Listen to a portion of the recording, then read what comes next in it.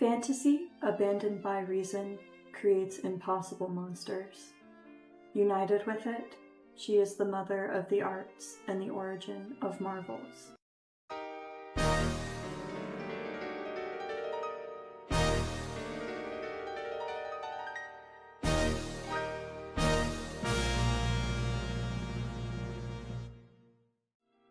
In a world increasingly full of AGI slop calling itself art, this is the place where I can talk about art history and the humans behind it. Hi, my name is Josie, and this is the Humanist Artist channel. I know the name is a mouthful, but in this economy, it's the only mouthful I can monetize. We do have to keep in mind that we're going to be on kitty cat watch. It's like tornado watch, but this time it's Hurricane Goober. Sources for today's video were franciscogoya.com and the images found on Wikipedia.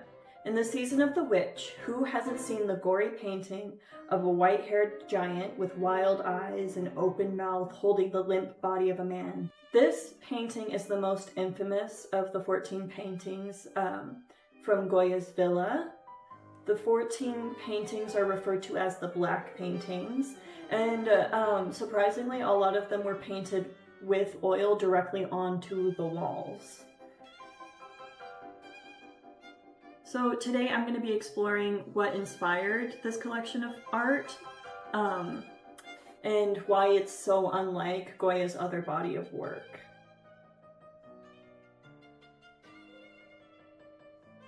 Ooh.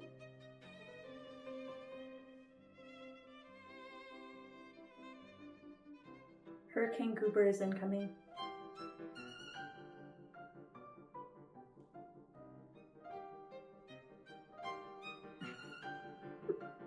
He just wants to watch at the windowsill, but you might see a tail flick by every once in a while. Okay. Francisco Goya was born in 1746 in Aragon, Spain. Goya was born into a very well-off family and is thought to have attended Escuelas Pias. At 14, Goya moved to Madrid, where he studied under popular painter Anton Raphael Mengs. The two often butted heads, and after he failed twice to get into the Royal Academy of Fine Arts in 1763 and 1766, Francisco relocated to Rome and won a prize in a painting competition.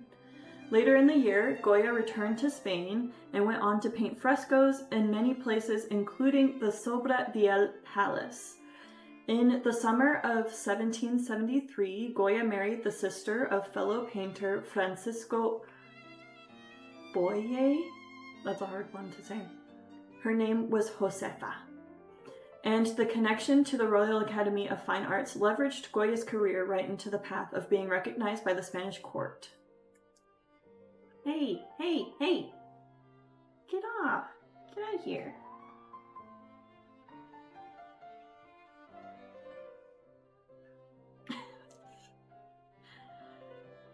Goya quickly became a court painter with the commission of a portrait of the Count of Floridablanca and the friendship of the Crown Prince Don Louis. Moving up the ranks of nobility with his portraits, in 1786, Goya became a salaried painter for King Charles III and court painter to King Charles IV in 1789, following the first king's death. A decade later, Francisco Goya was appointed first court painter, salaried at 50,000 reals. I tried to find the conversion rate for that, but you could probably guess that it was a lot of money. This was when Goya painted a portrait of the king's family. Portraits at this time were meant to flatter the subjects, think Henry VIII. Goya's portraits weren't. Modern historians believe that this painting in particular was satirical. Think the current King of England, King Charles's red portrait. Goya's portrait lacks standard diplomatic emblems, centers the king's wife Maria Luisa, and the painting in the background is of Lot and his daughters. The biblical story of Lot and his daughters is that Lot rapes them without their knowledge in order to bear his children. It could be a commentary on the corruption under the king. It could be an on-the-nose commentary about incest. We don't really know. Maria Luisa was rumored to be the one running the show, of the monarchy. She was Hillary to King Charles IV's Bill Clinton. Charles IV was known to be a bumbling idiot. Sometime around the winter of 1792 and early 1793, Francisco Goya became very sick and was left deaf with the extremity of the illness. His behavior changed and he became withdrawn and introspective, producing a series of experimental works titled Caprichos. Capricho number 1, Francisco Goya y Lucientes Pintar. It's his self-portrait. Capricho number 25, Si quebró el cántaro. He broke the jug. Goya criticizes the physical abuse of children and argued that better education without the threat of violence corrects misbehavior. Capricho 13, Están calientes. They're hot. Even 2 decades before the black paintings, you can see his use of light and shadow change into something more abstract and emotional than representational. Capricho number 43, El sueño de la razón produce monsteros. The dream of reason produces monsters. This is another self-portrait of Goya that was used for the cover art of the Capricho series. It could be argued that the owl handing Goya the art supplies represents his newfound perspective on life after recovering from his illness. Goya's commissioned works did not end while he pursued creating more emotive pieces. Even during the Peninsular War that stretched between 1808 and 1814 when the French invaded Spain, he continued to accept commissions, some from French patrons and sympathizers. Francisco processed the events of the war with the painting The 3rd of May, 1808, and the death of his wife in 1812. Goya publicly remained neutral over the course of the war. However, with the restoration of Spanish rule with Ferdinand VII in 1814, Goya denied any involvement with the French. So all of the paintings, he was like, I don't know what you're talking about. It was at this time that though he painted numerous portraits for Spanish nobility, Goya would never paint a portrait for King Ferdinand himself. In 1819, with the idea of isolating himself, he bought a country house by the Manzanares River just outside Madrid, La Quinta del Sordo, House of the Deaf Man, ironically titled after its previous owner and not Goya, where he created the black paintings, reflective of Goya's fear of insanity and his outlook on humanity. Several of these, including Saturn devouring his son, were painted directly onto the walls of his dining and sitting rooms. Saturn devouring his son, 1820 to 1823. The myth of Saturn devouring his son goes back to Greco-Roman stories of the war between the Titans and the gods. Many have speculated that it refers to Goya's fears of growing old and dying, depicting a desperate attempt to absorb the vitality and maybe the naivete of the younger generation. The Dog, 1820 to 1823. This one is my underrated favorite.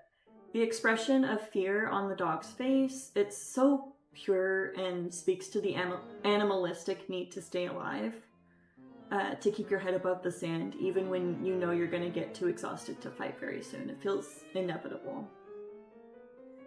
Two Old Men, 1820 to 1823. The grotesque figure whispering in the ear of the bearded man has always fascinated me.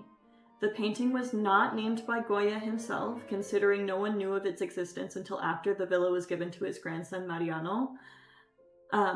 It doesn't look like old men to me, two old men. It looks like a man and a demon. And most of like the demonic supernatural creatures, they look very similar in most of his paintings, or the rest of the paintings. Men Reading, 1820 to 1823.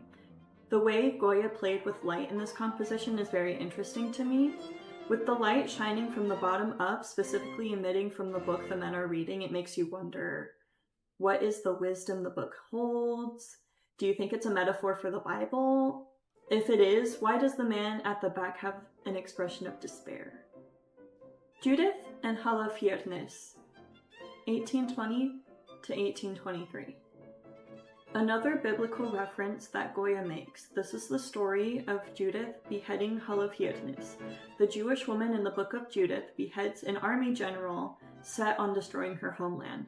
This is very likely the inner feelings Goya had for the Spanish monarchy, as shortly after finishing the paintings, Goya fled to France to escape the tyrannical rule and revitalization of the Spanish Inquisition under the reign of Ferdinand VII.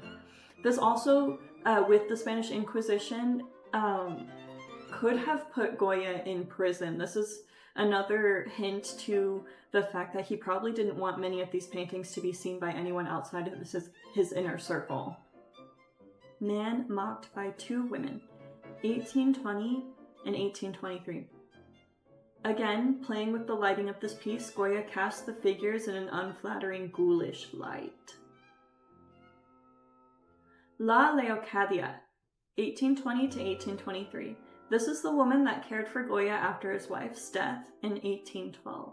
She was said to have very liberal politics and a fiery attitude that Goya's family did not approve of. She and her daughter, Rosario, lived with Goya in La Quinta del Sordo until 1823.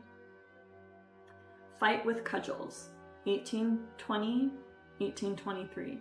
This painting depicts what would be easily recognizable for the time through the clothing and the grooming as a poorer working-class man and a richer, possibly noble man, bludgeoning each other with wooden cudgels. The men are caught in a moment of swinging at each other, heedless of the sand that comes up to their knees, threatening to swallow their bodies with more movement. Even 2 centuries ago, this painting is a metaphor for the class war, which is awesome. Eat the rich. 2 old ones eating soup, 1820 to 1823. I don't have much of an opinion on this one, but I do really enjoy the brushstrokes and almost impressionist implied lines. The hands are cool, skeletal in nature, and the expressions are really well done and almost supernatural in execution. Pilgrimage to the Fountain of San Isidro, 1820-1823. The people in this pilgrimage are practically indistinguishable from one another in the painting. With wide gaping mouths and black smears for eyes, I'm personally reminded of Catholicism, with the figures being dressed in stark black and white clothing. It makes me wonder if Goya wasn't just frustrated with the Spanish monarchy, but the use of religion itself to justify monstrous actions and kings chosen by God to oppress lower classes. Witches' Sabbath, 1820 to 1823. This was painted during the Romantic movement in classical music. Composers at the time were incredibly fascinated with the occult, namely witches and the influence of demons and devils over the actions of the public.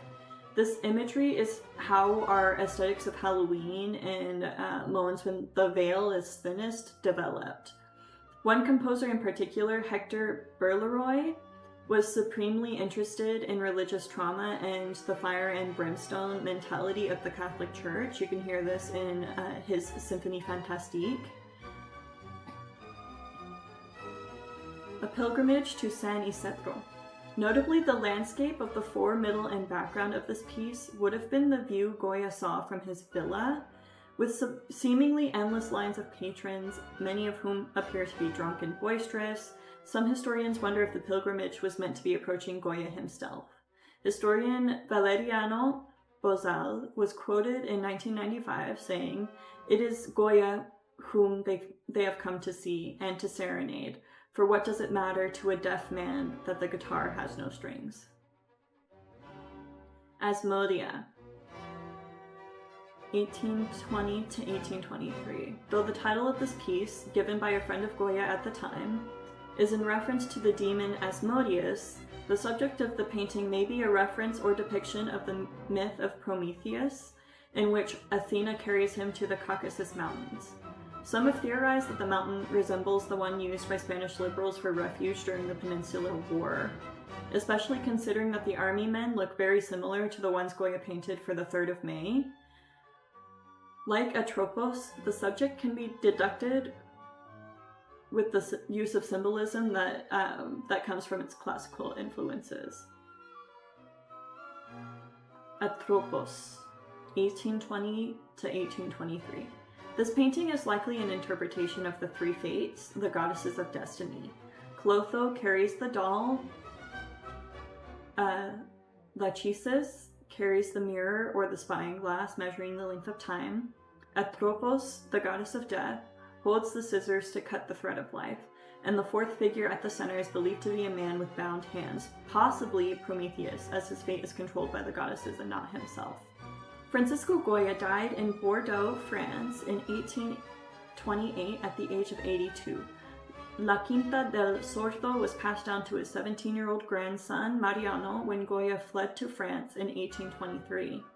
The building was eventually torn down around 1919, and the black paintings were removed from the walls onto canvas and given to the Spanish state, where they have been housed by the museum in Prado ever since. With that, we mark the end of this video about Francisco Goya and the black paintings. Did you learn anything new today?